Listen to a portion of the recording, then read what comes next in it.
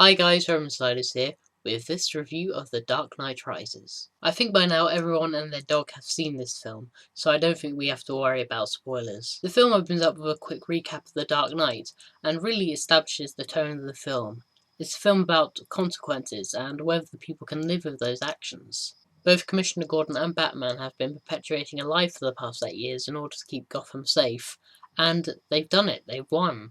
Gotham has been cleared up, crime has been almost virtually eradicated, but both Gordon and Batman have paid, with Gordon becoming incredibly jaded and cynical, and Batman, Bruce Wayne, having been physically injured. It's in this fallout where Alfred is really able to shine through, and that's due down to the performance of Michael Caine. He is so good as Alfred, and really wanting to look out for Bruce. And though Alfred isn't in the film for that long, his presence is really felt, and the scenes between him and Bruce are really heartbreaking. He never wanted Bruce to come back and become Batman. He thinks Batman's become an obsession, and he's unable to move forward in his life since the events of The Dark Knight. Christian Bale has never been better as Bruce Wayne.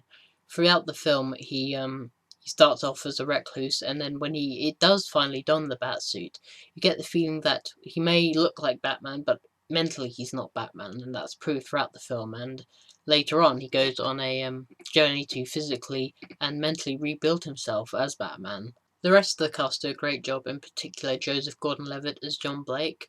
I feel it's very much a film about Blake's character as it is about Batman. Though I did think he managed to find out Batman's identity pretty quickly, which I don't think was all that believable. Also, Anne Hathaway's performance as Selina Kyle, I thought she gave a very modern interpretation of what Catwoman, although she's never referred to as Catwoman, but we know she is, of what that character should be in the modern age, particularly her costume, and I thought she struck a very fine line between the sexiness and manipulative, and it's very much the case that she is Batman's equal and a potential partner for him. Bane, of course, is the villain of the film and very much proves to be Batman's physical and intellectual equal.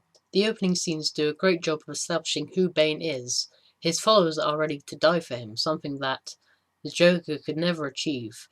Bane's soldiers believe in his cause, and that makes him a really chilling and compelling villain. Whereas the Joker was a madman who ruled through fear, Bane is calm and collected. Every move he does is deliberate and has a purpose, which may not be evident at the start, but eventually his grander plans are revealed. The mechanical voice, which in previous trailers was difficult to hear and was made a point about, is much more cleared up, and you can hear what he's saying, although you do have to strain to hear what Bane is saying. But I think that makes him more of a chilling character, and of course you can't get away from the comparisons from Darth Vader because of the mechanical raspy voice, which just makes him sound evil, in a word. As brilliant as this film is, I can't help thinking that this story is a reaction to the death of Heath Ledger. If Heath Ledger was still alive, then I can pretty much guarantee that the Joker would have been in this film, and that he would have been a pivotal character, since he is the arch nemesis of Batman. I understand Christopher Nolan wanting to respect the memory of Heath Ledger and his iconic performance as the Joker,